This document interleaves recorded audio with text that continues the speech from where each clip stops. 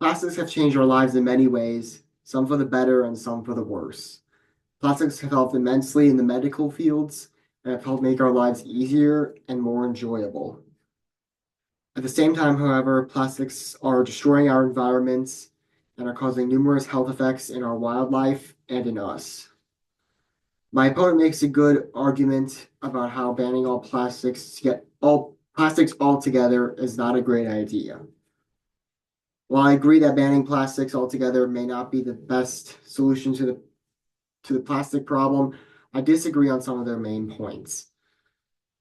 The speaker argues that while there are alternatives for plastics, those alternatives all have downsides and can lead to more environmental problems.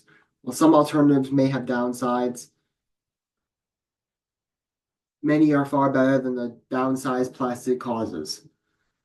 What is a great example of this? We can do many of the things that disposable plastic items can do without harming the environment as they are biodegradable. What is being used currently as an alternative to plastic utensils, toothbrushes, and packaging?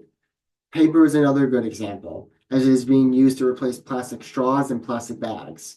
While not all plastic can be replaced with an alternative material, there are several plastic items that can be replaced with alternate materials that have very little downsides. Speaker also argues that instead of banning plastics altogether, a more effective option would be improving the recycling system. While I agree that improving our recycling system would help, it wouldn't fix the problem entirely. Regardless of how good recycling is, people will still litter and new plastics will still be made. There are also tons of plastics in our oceans that will not get recycled.